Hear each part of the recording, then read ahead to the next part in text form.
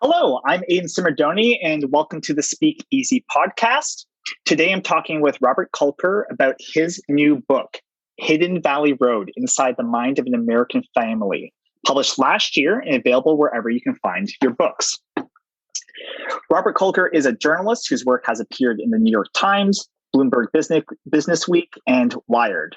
His previous book, Lost Girls, explored the unsolved murder of 5 sex workers on Long Island, which became a film last year, available on Netflix. His latest book, Hidden Valley Road, explores the lives of the Galvins, a family of 12 children born between 1945 and 1960, 6 of whom developed schizophrenia. What was tragic for the family was baffling to scientists. Never before had there been so many people with schizophrenia in one household. So, how did the family for so long keep it secret? Why did some children get the disease but not others? And what was the cause? Was it nature, nurture, or a combination of the two? Part family drama, part scientific mystery, Hidden Valley Road is a page turner. And I really mean that. This was a fantastic text to read. And throughout the book, as more of the children show signs of schizophrenia, the others wonder and wait in fear and horror whether they will be next. So, Robert, thank you so much for being here. It's a pleasure to talk to you, Aidan. Thanks for reading the book, and thanks for the chance to talk about it. No, absolutely. And I want to just say, this is a great text, but you don't need to hear it from me. I've heard, obviously, this was on Oprah Winfrey's book club last year. It was a New York Times bestseller. And last December, former President Obama, he said this was one of his favorite books of 2020. So huge congratulations to you. This is absolutely phenomenal. Thank you. With that last one, I kind of went to that couch over there and stayed there for a few hours. I just really couldn't even stand up after I heard that. That was pretty stunning. No, that's absolutely amazing. It's incredible. And I can only imagine what that must have felt like. That's so great.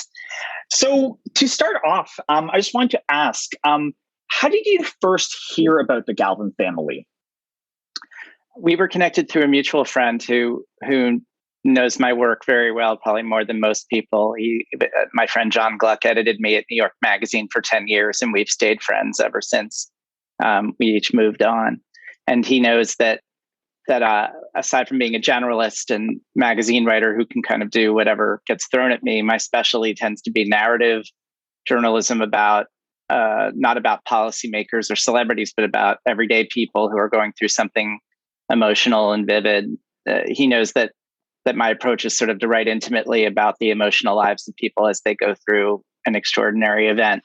He really didn't think about it in terms of schizophrenia or a science story. He just thought, this family is amazing in many different ways, and that perhaps you'd be a good match for them. And my first conversation was on the phone with the 2 sisters in the family, who are the 2 youngest of the 12 children, Lindsay and Margaret. And that was maybe a year before I got the book deal. So I spent a year getting to know the family, understanding each of their experiences, making sure that I wasn't adding to their discord or pain or creating more drama by being involved. I immediately thought to myself, just because the 2 sisters are interested in having their story told, that doesn't mean that the rest of the family is. And so I was cautious. And then slowly but surely, I also started to understand the science of mental illness a little bit more. And that's really my thing. I come at subjects as a narrative journalist, and then I search for the more complicated issue running beneath it. In this case, it wasn't hard to find at all, obviously, the mental illness. But I try to make anything I do both a story that you watch the twists and turns, and then bubbling under the surface, or not so much under the surface, is a broader conversation that perhaps the reader might not have been interested in at first. And I have many models for this, obviously. I mean, Michael Lewis is an obvious one. He can really weave in a lot of wonky, dry information into a story that involves you so much that you are excited by the material.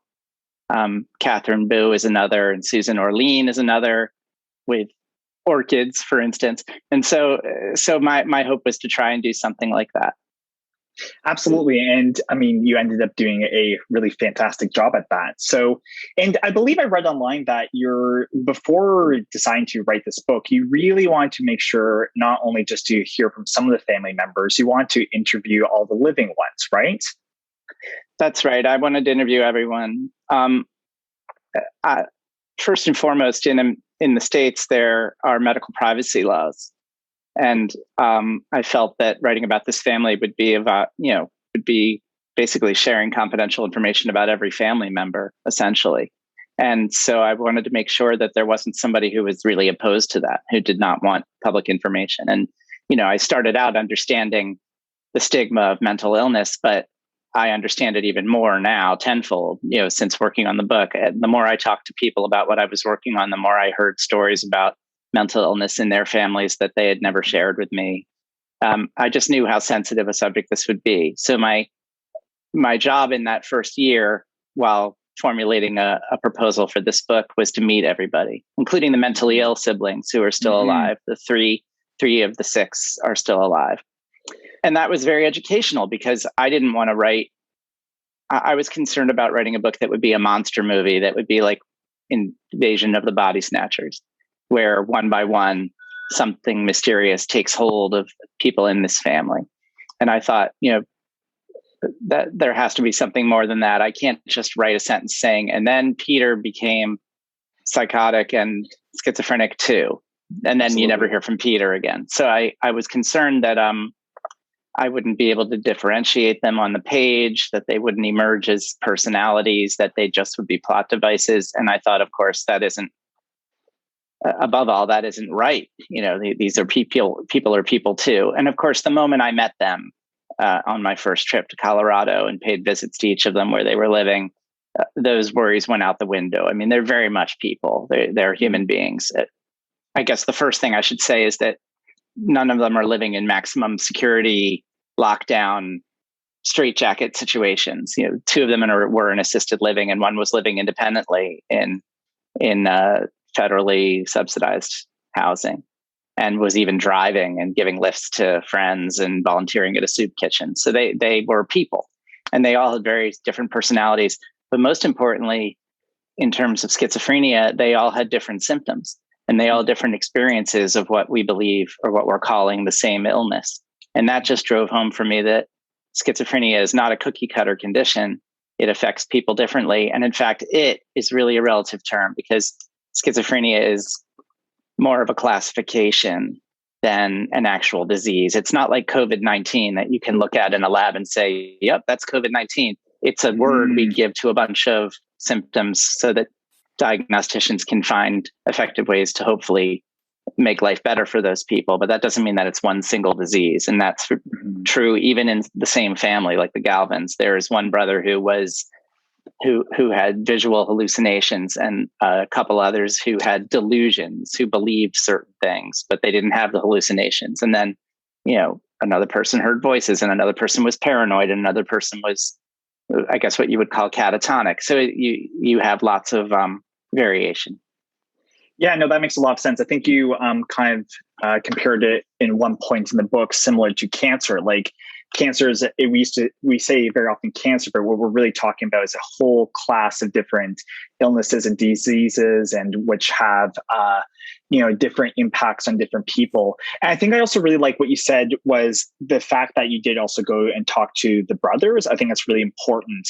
What I really admired about this book is I also think you did a good job at the nuance. I think with schizophrenia, there's sometimes two approaches. It's either these are extremely dangerous people who are incredibly violent, but I think there's sometimes also a sort of romanticization of it. We'll often hear things, from more secular-minded people saying, maybe Moses or Jesus was schizophrenic or something like that. Like we hear that all the time.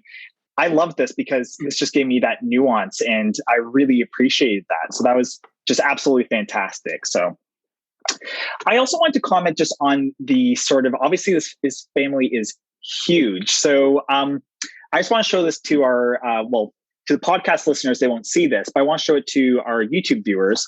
If you go to any chapter in this book, And I'm trying to find a chapter where my scribbling notes aren't absolutely everywhere because I really ate up this book. And okay, so let's just go to chapter 30. I'll go through this really quickly. I really admired this, by the way. So before reading this book, I was really worried that I was going to miss who is who. And this is a fantastic way of going about it, like bolding who's discussed in the chapter. So for those who can't see, I'm holding up the book right now. And at the beginning of the chapter, you have a list of the living family members, and bolded are the ones who are mainly focused on in that chapter. So in chapter 30, it's Peter and Lindsay are talked about. I think another thing I found really interesting, so I was imagining you doing this research and doing this book, how many, people are in this family. I was even thinking more so, I mean, I'm no mathematician, but 14 family members, how many different combinations and relationships are there? The father and the mother, the father and two of the sons, or the daughter, etc. Was there certain relationship? I mean, obviously we can see in the book, but how did you choose what relationships to focus on here? I'd love to talk about that, and I love nothing more than to talk about the cast of characters thing that I do at the beginning of the chapters. But I just want to rewind a second and talk about something you said just a moment earlier, because I really appreciated what you said about the way that we other the mentally ill. Mm-hmm. And I just wanted to say amen to what you said. I think we other them up and we other them down. You know, sometimes they're magical, mystical people with special insight into our society, and other times they are monsters and dangerous and psychopaths who need to be contained before they kill us all. And I thought that these were two bad turns that I didn't want to take. And there's a third bad turn also, which I think with writers, especially nonfiction writers even, who write about mental illness, is that there's a temptation to get very, very rhetorical, very, very flourishy and very showy, to try to talk about the nature of madness in a very literary way. And I really wanted to be as unfussy as possible in talking about the family and what they experienced, because I wanted to suggest that they were people. And also I really wanted to make sure that someone who had mental illness in their family, or even might be experiencing mental illness, would be comfortable reading this book and would think that the book is for them too. So it was kind of it foremost in my mind the entire time, especially in revision, because, you're kind of flying fast and loose in the first draft, and then you got to go back and say, wait a minute, this is problematic. But anyway, a lot of characters, a lot of people to represent, and a lot of information to hang on to. And also in addition to the 14 family members, there are 2 teams of researchers, and then there's a whole history of mental health treatment. So it was a lot. And so I broke it down as follows. I thought that I was a fan of these multi-generational stories where part 1 of the book is one generation and part 2 of the book is the next generation. And so I thought that, especially with a story like this, where you need to see how things were going with the family before illness struck, it would be important to have a part 1 where the main characters are really the matriarch and patriarch of the family. So they were going to take front and center. And then part 2, I thought, would be the younger generation growing up and moving to a place of adulthood, which to me, the place of adulthood was looking back on their childhood with new eyes, reevaluating some of their experiences, revising when necessary some of their opinions of their parents and what they did and didn't do, revising their opinions about their sick brothers, all the things you do when you grow up and you no longer are helpless and you now suddenly have decisions to make for yourself. And so I thought that would be part 1, and then part 2. And then I thought, by necessity, certain people in that second generation among those 12 siblings are going to be foregrounded, and others will recede into the background. And I kind of thought of it as I would choose a few who would be our mainstays, who you would kind of know that even if I winged off for a chapter and talked about Michael Galvin staying at a commune in the 70s, the reader would know in the back of their mind, well, this is cool, but I know that I'm going to be getting back to the 2 sisters. And in my head, I thought the 2 sisters were sort of going to be foregrounded.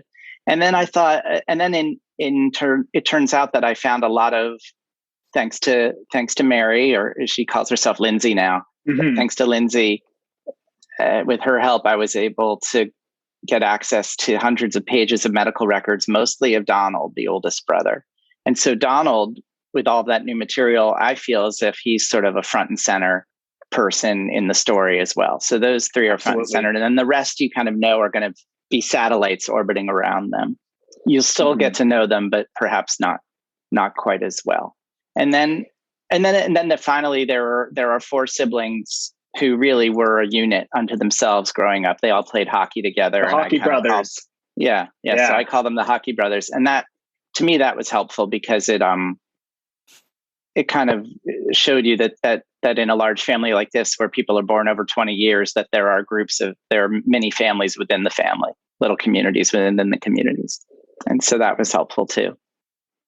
No, that's great. And that's a really great way to break it down. I'm amazed you were able to do that. I do not know how I would have gone about that. So thank you so much. I was wondering if you could just talk a little bit about the mother Mimi and the father Don, and just about not giving the full narrative, but just like starting from the beginning. Because one thing I kept having, and they say not to judge a book by its cover, but every time I was reading this, people were saying to me, okay, what's going on here? Why so many kids? So talk about that. And also like what the parents were like, because that's obviously, the matriarch and the patriarch, they're, as you said, like they're not front and center all the time, but they're always playing a pivotal role. And they also helped explain a lot of the stuff that's going on.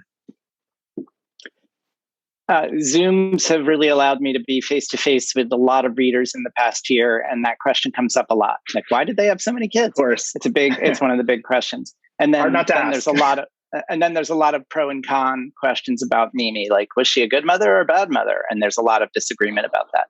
Now, I find her to be very complicated and nuanced and fascinating. But yeah, that first question, why so many children, is an interesting one. In their little world, which is kind of a hip town at the time in Colorado Springs, because it was attracting lots of young military types, but also technological people and, NORAD and whatnot. It was kind of it was a relatively progressive, enclave there.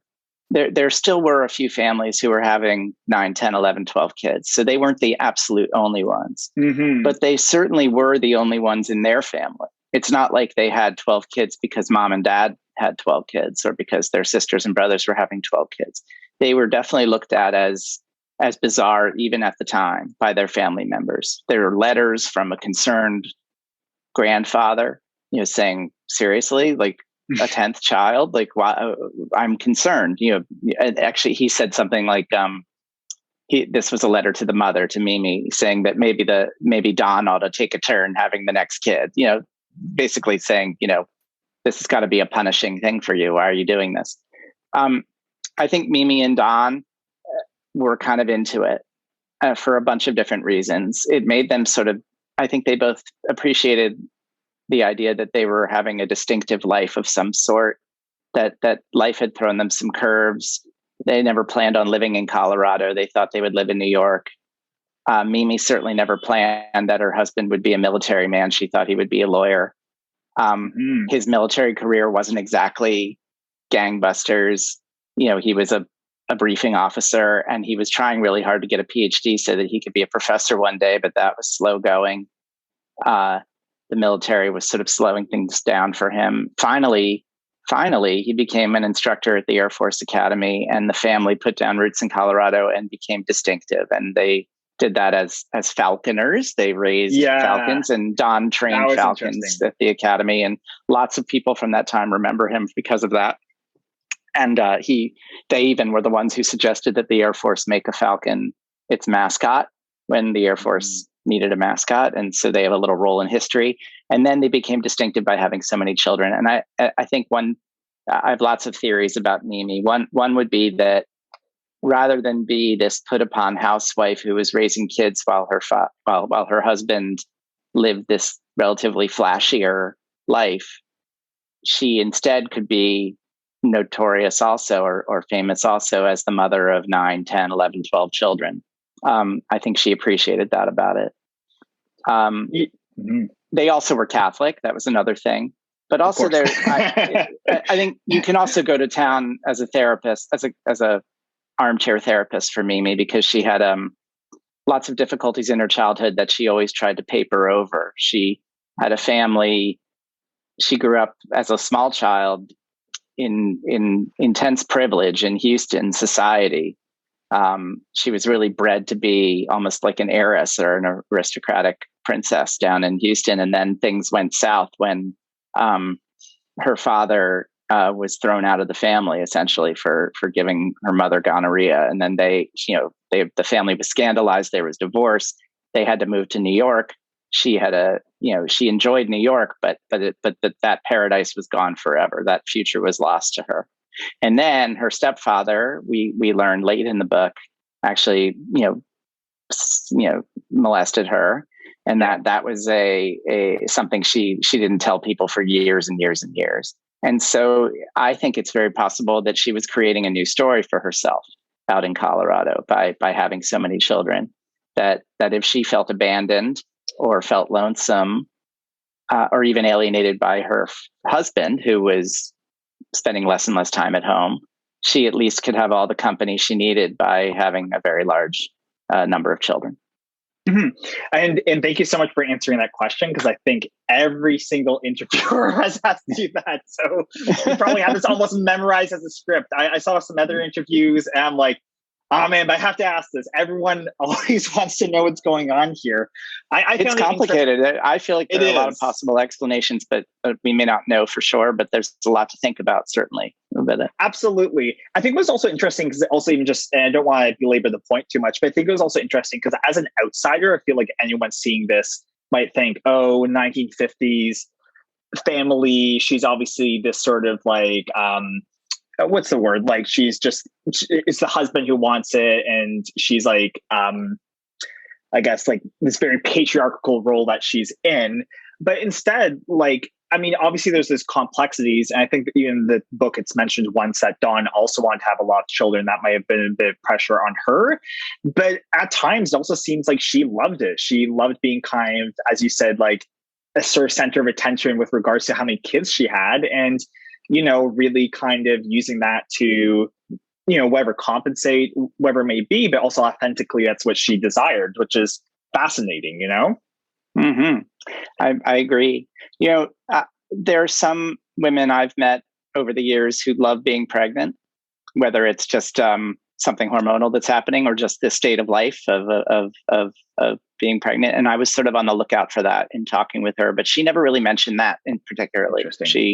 The experience of pregnancy didn't seem to be what the rush was, or at least she didn't say so to me. Mm-hmm. No, that's really interesting. Yeah, we could go on more about that. Just kind of, it's interesting how, and the outsider perception on this, because I think mostly when people are asking me, they had a negative judgment of it for sure, right? So, well, I think that part of them must wonder, well, if they had so many sick kids, why do they keep having children? And I certainly thought that at first, but the issue there is that the first kids didn't get sick until their 20s. Exactly. So they had 12 children. So there's that. On the other hand, there's it's a very volatile and chaotic household where the kids are really beating up on each other. So you may wonder, if they're having trouble keeping all eyes on those children, why create more kids who will have even less attention? So it's problematic. Yeah, I love how you also like. Again, I feel like one of the words I would give this book is nuance, because you also really do a good job of not doing one-sidedness or not kind of simplifying things. I also like how I think very often, I was talking to my partner about this, how very often in nonfiction books, we have a very clear thesis, and not saying that it doesn't exist here, but when I'm going to encourage readers and listeners and watchers that when you read this book, like there's a certain open-endedness when you're done. You're like, okay, well, I'm still thinking these things through. And I think that's actually better than just a very, this is how it is sort of argument. So, yeah, go ahead if you want. I'm grateful for that observation. I didn't want cardboard cutouts of people and I didn't want Mimi to be a monster, and I didn't want Don to be the villain either. And I was very, very interested in how the children perceived their parents as children versus as adults, and how that changed over time. And also, I also didn't see any clear-cut evidence that there was one villain in the family.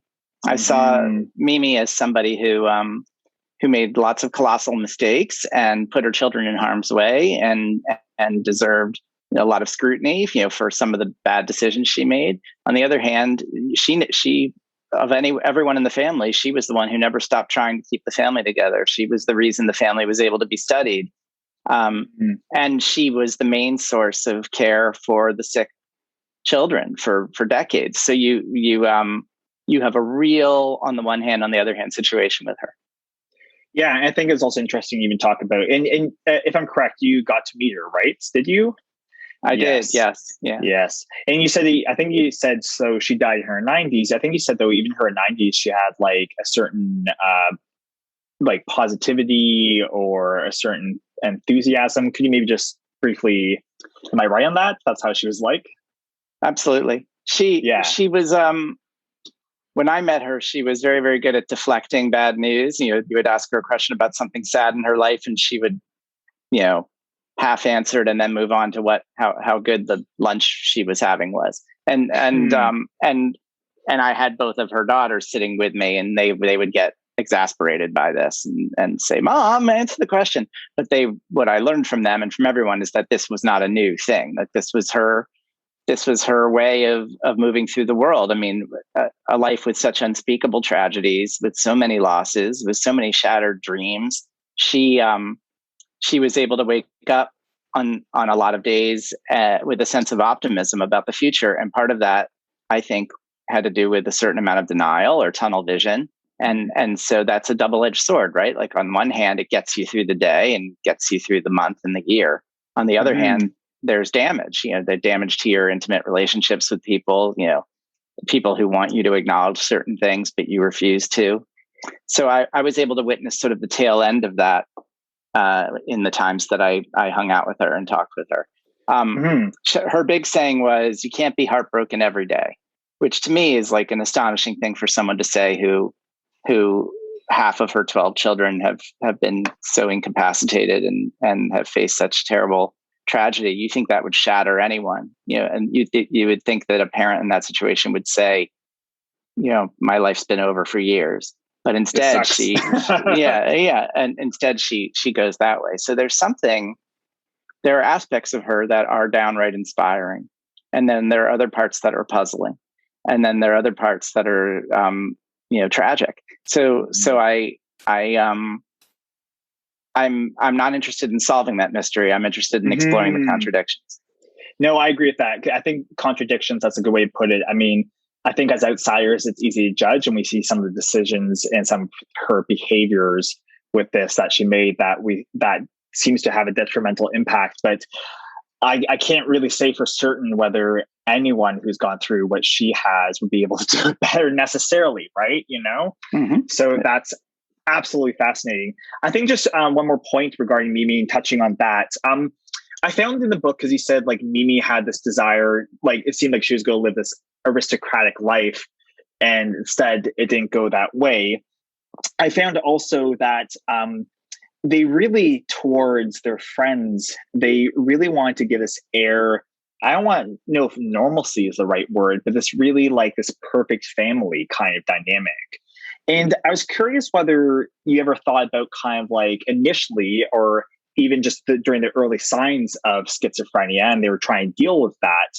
I wonder if you could comment kind of on this sort of contrast between their kind of public face and public life, and then the internal dynamics, which not only, and to those who haven't read the book yet, not only involve schizophrenia, involve sexual abuse and violence, So I'm just kind of curious about that.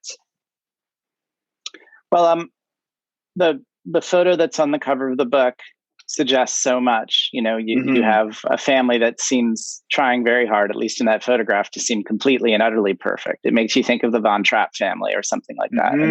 And they of course, these kids were growing up in the 60s, so that was a touchstone for sure. And they were a musical family, so it was a double touchstone for them.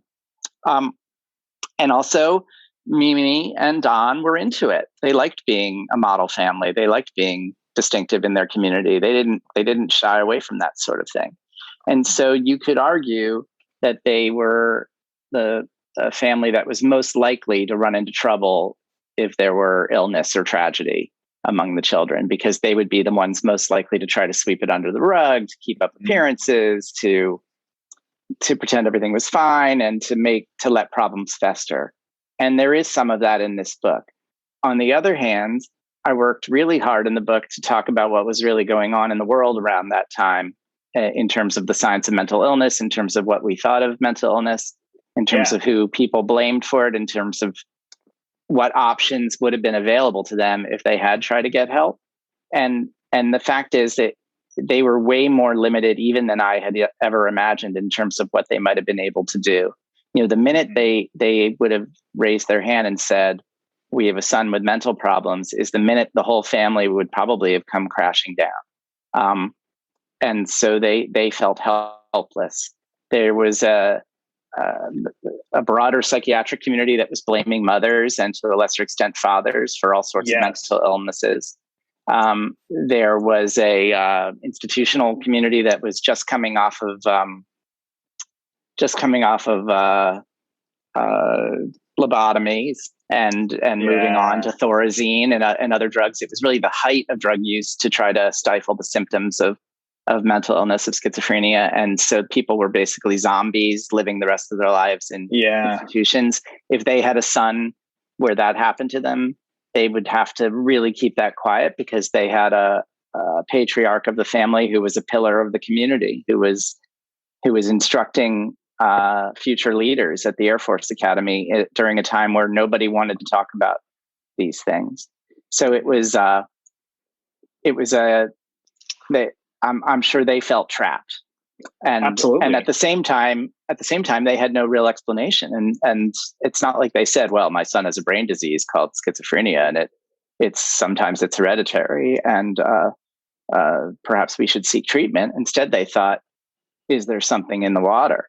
You know, is there? You know, we should get our water tested. Are they getting enough vitamins? You know, what is going on here?" They looked for any number of explanations. Yeah, because I really like everything you said was amazing. The whole nature nurture debate, because very often we're thinking about this in terms of like empirical evidence, and that's a big part of this. There is, and to those who haven't read it, there's also this whole like narrative of some of the doctors who are looking and scientists who are looking into it, like Dr. Linda Lisi, I believe. And that was really interesting. You did a really good job of weaving that. And how did you go about, like, because I remember reading through this book, and then like every now and then there's these chapters on the history of the science and going all the way back to the early 1900s. And it didn't feel to disrupt the narrative. How did you go about writing that in a way that kind of fits in? A lot of revision. I didn't. Of course. It was an open question to me how much science should be in the book, because I didn't want to avoid it, but at the same time, I didn't want to sell the idea to readers that this book was going to end with a cure, right? So I felt a little worried in the beginning that the more I made this a book about an incredible scientific case study, the more readers would expect a payoff at the end, saying, "Okay, so give me the good news. You know, what did the family do? What is it? What is it?" So, and of course, you could argue that I think the family, when they came to me, they were thinking about The Immortal Life of Henrietta Lacks, which is this, for listeners who aren't aware of it, is something that now I think gets taught in high schools and colleges. It's about a family that with a genetic. The mother of the family who died long ago, her DNA became what scientists somehow have been able to use. It sort of replicates in this unusual way. And so basically every single medicine or scientific advancement of our age is dependent on the genetic material of this family. And so that's a clear home run of a genetic story to tell. And I didn't want to argue that the Galvins story was a home run. That said, I'm a big I'm very excited about the story of scientific progress and what it really looks like. I feel like there's a myth that, science presents problems and scientists go to work and then one day they solve them and then they move on to the next problem, and that it's a linear thing. And what I learned in studying the science of mental illness over the last century is that it's way more wavy of a line. There are a lot of dead ends, a lot of red herrings, a lot of groupthink, a lot of debate, a lot of people working in silos and not talking to one another. But then eventually certain things fall away and other things take hold. And then new technology comes in that raises new possibilities and also raises new questions. It gets very, very interesting very, very quickly. And so I thought, well, there's a narrative there. There's a real story there to tell about how our thinking about madness, generic madness, suddenly became classified and named and diagnosed and blamed on certain parties, and then how that was totally revised. It's a world where everyone's so sure of themselves, and yet things change from generation to generation drastically. So I appreciated the nuances of that as well. And what I found to hang on to is this whole nature nurture idea that for years there's been a debate about the problem with schizophrenia is that while it can run in families, it never seems, very, very rarely goes from parent to child. And so it's not like it's a recessive trait or a dominant trait. It's really funky and really mysterious. And so the question becomes, is there something else going on here? Is it something that happens in your childhood? Is it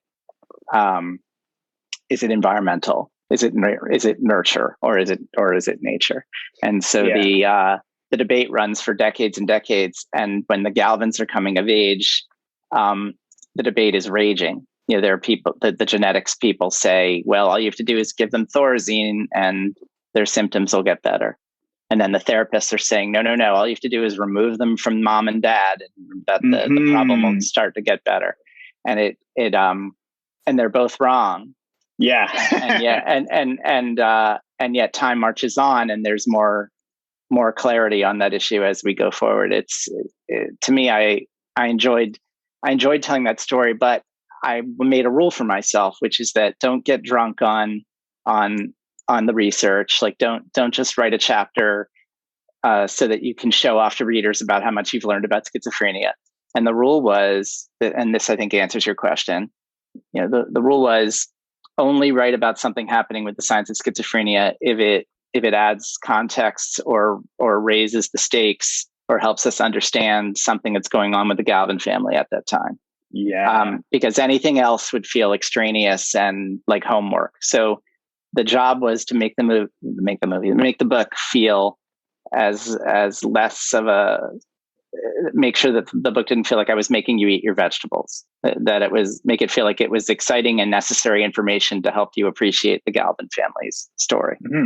Less vegetables, more dessert. It worked so well. I was really enjoying it. I'm really glad you didn't have that disruption. It almost felt like really part of it while also having a bit of separation. And I think the nature nurture thing is really interesting because again, we're really talking about not only the science, we are talking about the Galvin family.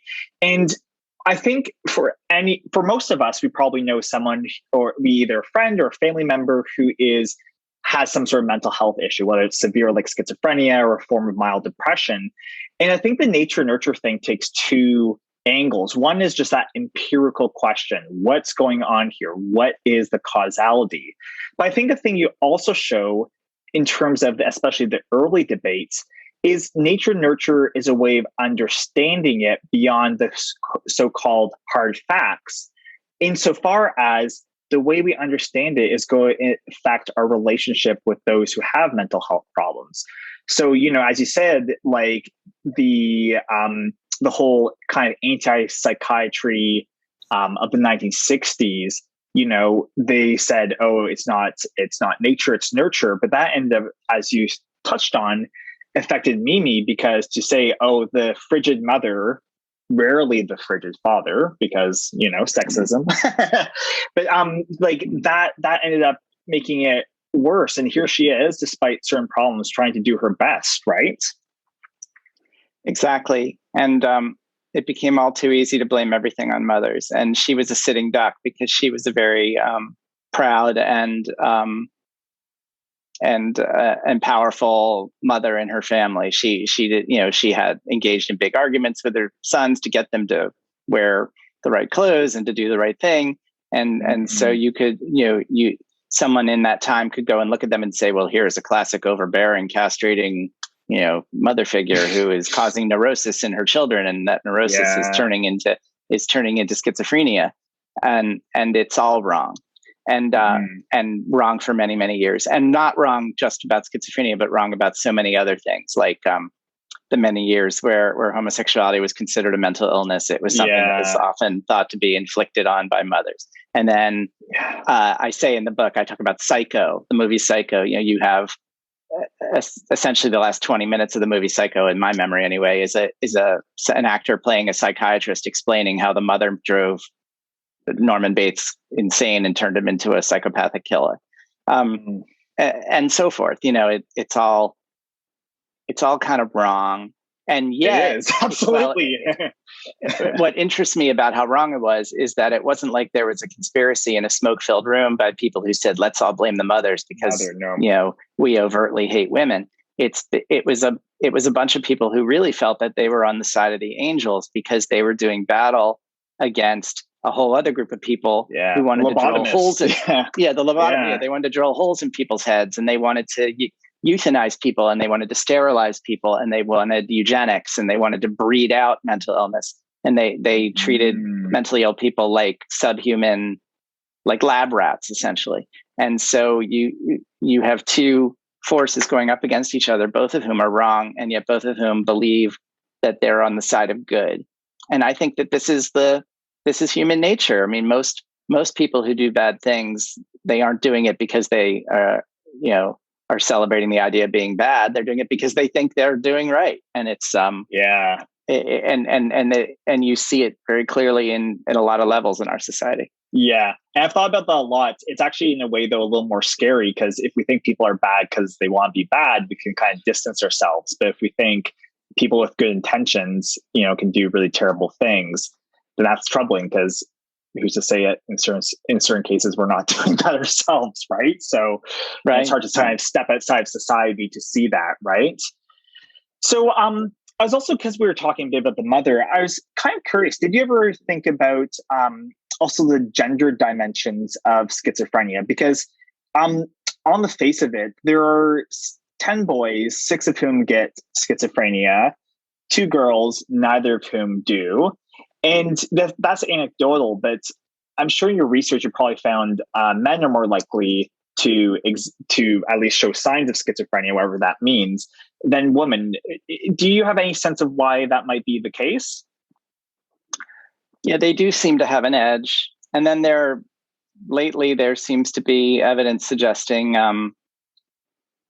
that certain parts of the world there's a slight uptick in incidence of schizophrenia, and also people born certain times of year. And so there are all sorts of little clues, but nothing really jumping out. Nothing that really says, oh, this is obviously an issue. In terms of gender, it's one of the first things that people looked for in the Galvins, because it was all boys and none of the girls who were affected. And they thought, well, maybe this is a sex-dependent gene. And once the genome was sequenced in the Galvin family, one of the little surprises in the book is that the irregularity that they do find that they think might be at work, it's something that is directly related to brain function, but it's actually something that was passed down from the mother's side of the family through the mother, and not from the father. And that, and so it's not a sex dependent gene. It's something that perhaps is only activated, or it only goes operational in males, perhaps. And that's a hypothesis that's worth exploring. I really think it is. Yeah. Sorry, go ahead. Yeah. I was just going to say, because you said that like it's epigenetic schizophrenia. I think they're starting to think that maybe it's gene, but there's certain life events that can trigger it. I couldn't help but to think myself as a man, and I guess yourself as well, that as men, we're often told to keep our emotion. I'm not saying this is why anyone would develop schizophrenia, but if there is that trigger, I think, for instance, for men, we have to really keep things balled up a little more than women can. As wondering, just as a hypothesis, whether there might be anything behind that to why, maybe men to a certain extent, then that happens and then they start to develop this, right? That might mean more diagnoses. Yeah, sure. Exactly. I would agree with that. What's interesting to me is that the way that most people understand schizophrenia now is that it's a developmental disorder, which means that it's not like there's a gene or genetic mutation that says on your 22nd birthday, you're going to have a psychotic break. And it's not like a time bomb ticking inside you. It's a vulnerability that you inherit. And so that means that things might seem fine for many, many years, even though you've inherited this vulnerability, but inevitably something in the environment triggers it, whether it's a good experience, a bad experience, substance abuse or physical abuse, or just the excitement of leaving home and going off to college for the first time. Whatever it is, it's something environmental, epigenetic, exploits that vulnerability. And as your brain is finishing up the final stages of development toward the end of adolescence, that's when the problems start to most often surface.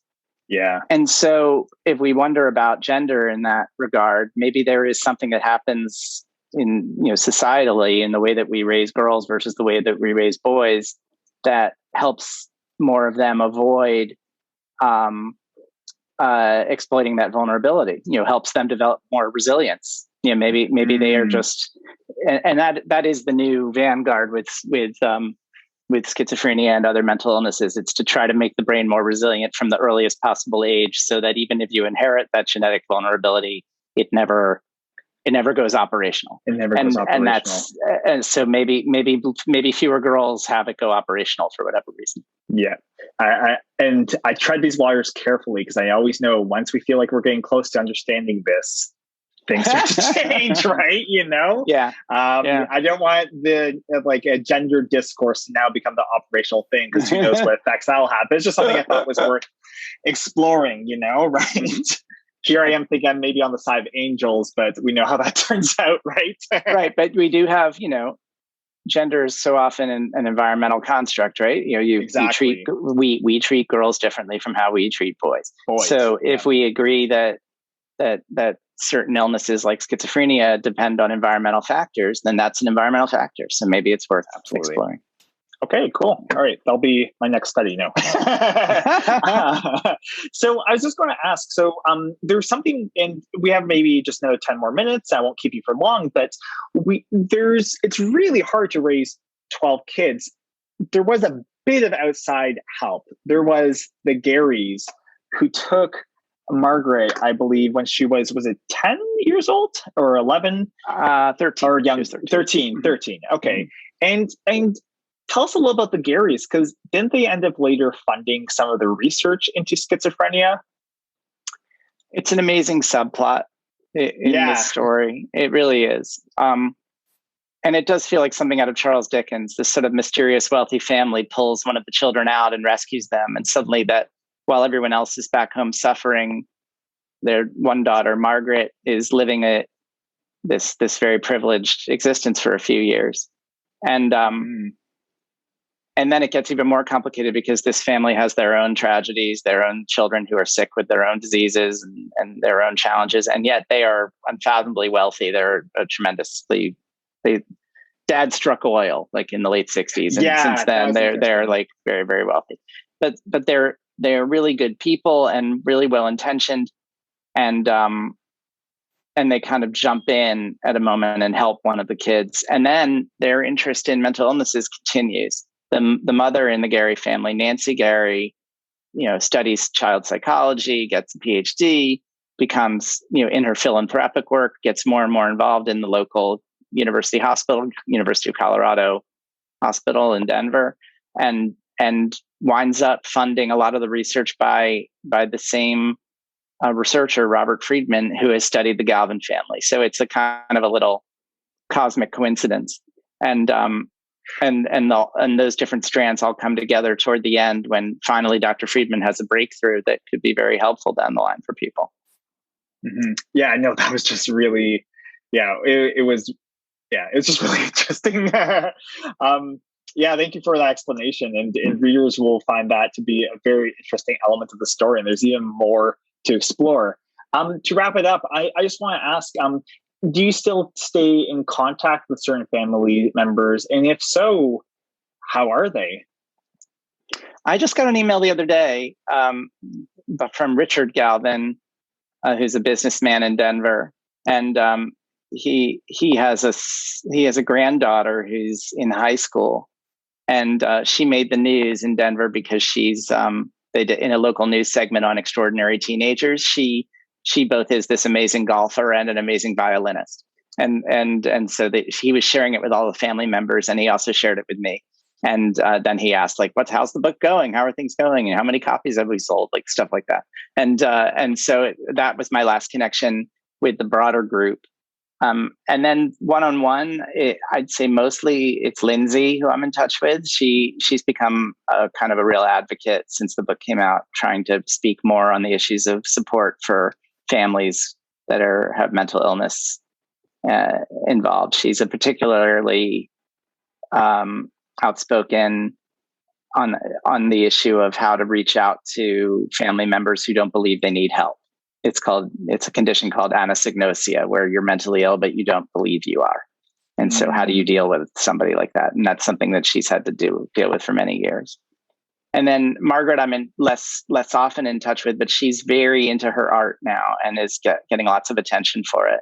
And her art is, first of all, it's wonderful, but secondly, it also is therapeutic. It has a lot to offer in terms of processing emotions, processing trauma, and she doesn't shy away from talking about that with people. So that's kind of exciting to see happen as well.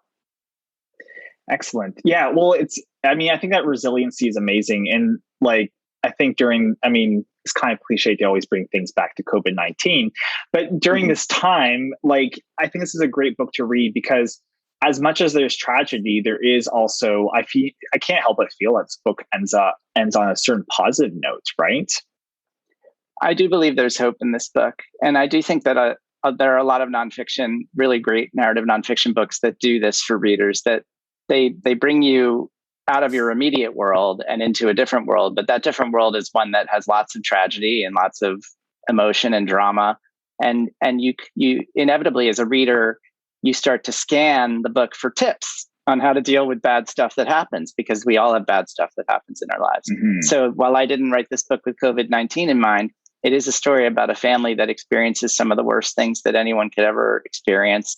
And yet it follows them as they come out over the other side and sees how they move on years later and what they make of their experience and how they still, in many respects, remain a family. And so I do think there's the potential to be inspired by many of things that happened toward the end of the book. Absolutely. And we'll say, if it's good enough for Obama and Oprah, it's probably good enough for you. Okay. So listeners, you got to pick this up. It's going to be available pretty much wherever, Amazon, any online bookseller, and probably your local bookstore.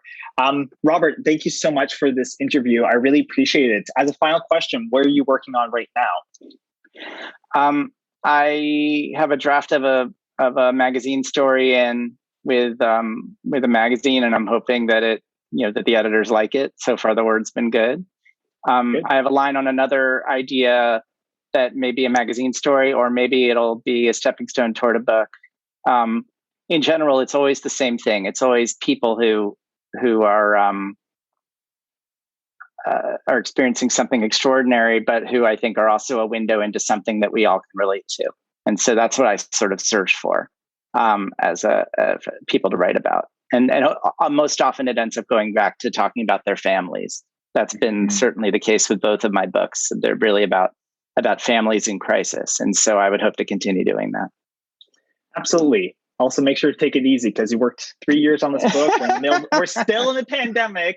All right, watch some Netflix, maybe the movie that was made after your book, whatever. Just like make sure to take it easy too, because you're a hardworking guy and you're producing really great work. So thank you so much again. Really appreciate it. And thank you, everyone. I'm your host, Aidan Simardone from Speak Easy.